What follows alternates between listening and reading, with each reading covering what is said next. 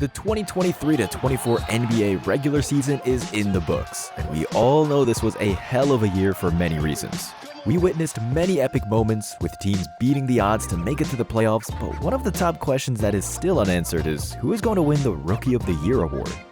Going into the season, it seemed like you could bet your life that Victor Wembanyama would get the award. But at this point, there are many analysts who would go with Chet Holmgren as the Rookie of the Year. Whoever wins the award will be fully deserving of it, and it'll be something that Wemby or Chet will have on their resume forever. Anyway, what is more important is the fact that we have a rivalry that will probably be in the spotlight for the next decade. So today, we will take a deep look at their rookie seasons, what they brought to the table, the projection of who would win the Rookie of the Year award, and how their careers will progress. Subscribe to the channel if you enjoy the video so you know about our upcoming content. Looking back at the season, there is no doubt that we had an impressive rookie class, with Wemby and Chet leading the new wave in the NBA. Centers are not as dominant as they were back in the 1990s, but with the modern version of them like these two players, the bigs are taking over the league again. Victor Wembanyama was under the spotlight even before he got to the USA. The French giant was projected to be the top pick of the 2023 NBA draft the moment he became eligible. Being 7 foot 4 inches tall, with his quickness and abilities to dribble and shoot the ball, he is something we have never seen before.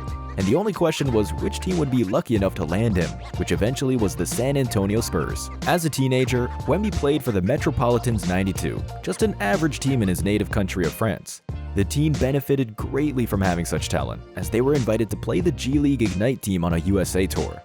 The games were played at the Dollar Loan Center in Henderson, Nevada on October 4th and 6th, 2022, featuring Wembanyama and Scoot Henderson of the Ignite team, who was also projected to be selected high in the 2023 NBA draft. The two-game series drew international attention and was regarded as among the greatest NBA prospect matchups in history. The Ignite won Game 1, 122-115, with Wembanyama scoring 37 points, and he led his team to a 112-106 win in the second game with 36 points by his name. The entire basketball world had a chance to see the phenomenon, and from that point on, the NBA broadcasted Metropolitans games from the French LNB Pro A League on the NBA League Pass. Just like Wemby, Holmgren was also seen as an outstanding talent in high school. He played only one season at Gonzaga, averaging 14.1 points, 9.9 rebounds, and 3.7 blocks in 32 games. There was no doubt that he would go to the NBA after his freshman year, and he was selected second overall at the 2022 NBA draft by the Oklahoma City Thunder, right after the Orlando Magic picked Paolo Banchero from Duke. The Thunder were excited to add Holmgren to their young roster, but unfortunately, he suffered a ruptured tendon in his foot while playing at the Pro-Am event in Seattle. The footage showed that he got injured without any contact while guarding LeBron James, but it ended up being a serious injury that demanded surgery and sidelined Holmgren for the entire year. Luckily, he fully recovered, and the Thunder got a skilled frontcourt player who can initiate offense at every level of the floor. Being 7'1" with a 7'6" wingspan allows him to block just about every shot taken in his vicinity. Despite the injury, Holmgren has tremendous lateral footwork that allows him to defend every position and alter almost any shot on the floor. He can play both on and off the ball on the offensive end by attacking fewer mobile centers and generating space in the half-court offense with the threat of his outside jumper. Holmgren possesses a fluid shot motion, and the quick trigger allows him to dominate the pick-and-pop game. His ability to put the ball on the floor makes it nearly impossible to defend him, fading away off screens. He can attack opponents off the dribble and make bigger defenders pay for those who close out aggressively. Long strides allow him to get from the perimeter to the rim with only one dribble and a spin. Looking back at their rookie seasons, there is no doubt that both Wembanyama and Holmgren have superstar potential, and they have proved they will be among the top 10 players in the league very soon. The only condition is to stay healthy. For players of their size, injuries are simply unavoidable. However, they handled things well given the fact that the transfer from any league in the world to the NBA is very challenging. Anyway, they both adapted well and had a major impact on their teams in the league in general in their rookie seasons. Looking at their numbers, it is obvious that Wembanyama had a better season. The French phenom appeared in 71 games for the Spurs in his rookie season, averaging 21.4 points, 10.6 rebounds, 3.9 assists, and leading the league in blocks with 3.6 per game. His shooting percentages were not as high as they could be since he was shooting 46.5% from the field, 32.5% from three-point territory, and 79.6% from the free throw line. Looking at these numbers, it seems like Wemby should have been an all-star in his rookie season, but that wasn't the case, mainly because of the Spurs record.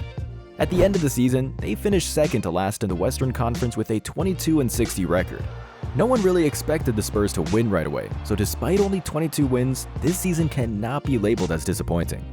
The Spurs won back-to-back games against the Phoenix Suns and also defeated the Denver Nuggets in the second-to-last game of the season, preventing the defending champions from getting the top seed in the West and going into the playoffs. Of course, we will not act blind to the fact that the Spurs at one point lost 18 consecutive games, but that is not something that anyone will remember when Wemby brings the Spurs back to the playoffs in a year or two. Wemby had numerous impressive performances in the season.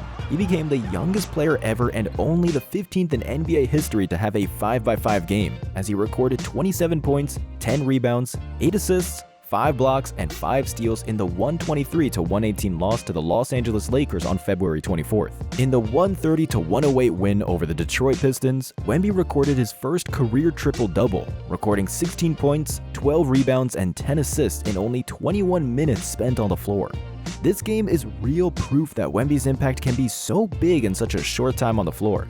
This dude can do literally everything on the court, from scoring in the heat to making outside shots off the dribble to taking the ball on the fast break to making the extra pass. But his greatest impact is on the defensive end.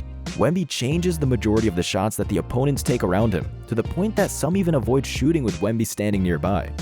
Wembanyama scored 30-plus points on 10 occasions this season, recording a career-high 40 points in a 130-126 overtime win over the New York Knicks. Wemby finished the season with a matchup against Nikola Jokic. The Nuggets visited San Antonio and took a 13-point lead into the final quarter. However, Wemby and his teammates showed courage and came back to win the game 121-120. It is safe to say that Wembanyama outplayed the two-time MVP in that game, recording 34 points, 12 rebounds, and 5 assists. Just like Wembanyama, Holmgren's impact on the game was evident as well.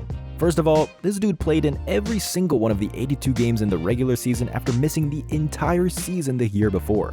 Unlike Wemby, who had time management starting in the Summer League and missed 11 games in the regular season, Holmgren played 29.4 minutes per game in every game for the Thunder. Holmgren averaged 16.5 points, 7.9 rebounds, 2.4 assists, and 2.3 blocks per game. He shot 53% from the field, 37% from deep, and 79.3% from the free throw line. The highlight of the season was his cold-blooded three to send the game against the Golden State Warriors to overtime, which finished with a Thunder 130-123 win. He had 36 points, 10 rebounds, and 5 assists in that game. That was his season high in scoring and one of 4 games in which Holmgren went over 30 points. He scored 35 points and grabbed 14 rebounds in a 119-107 win over the Utah Jazz. So now that we have all the numbers, it is time to compare both players. There ain't no better way to do that than by looking at their head-to-head matchups. So the Thunder and the Spurs played against each other 4 times this season, with the Thunder winning 3 of those games. Their first matchup came in the middle of November, and it seems like both of them could not handle the pressure.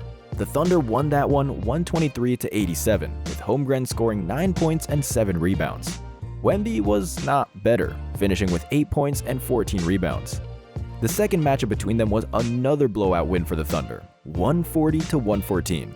Wemby had 24 points and 12 rebounds, while Holmgren put up 17 points and 9 rebounds. The Spurs' only win against the Thunder came in the third game between these two teams in the season. It was a 132-118 win for San Antonio, led by Wemby with 28 points and 13 rebounds, while Holmgren had 23 points and 7 rebounds. Wembanyama did not play in the last game against the Thunder this season, as OKC won 127-89 and Holmgren had 9 points and 6 rebounds in only 15 minutes of action. So if we look at all these numbers, the fact is that Wembanyama had much better numbers than Holmgren. It is clear that the individual awards are focused on statistics, but we need to dive a little deeper when comparing these two players. Let's see their shooting percentage first.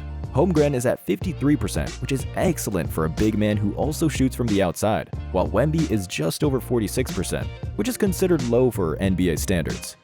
One of the reasons for these differences is the simple fact that Wemby is the go-to guy in San Antonio, while Holmgren is surrounded by much better teammates. Shai Gilgeous-Alexander is the second leading scorer in the NBA, so no matter how good Holmgren was, he was always the second violin on the Thunder team. We also need to compare the team records. The Thunder finished on top of the Western Conference with a 57-25 record, becoming the youngest team ever to get the top seed in any conference in the NBA.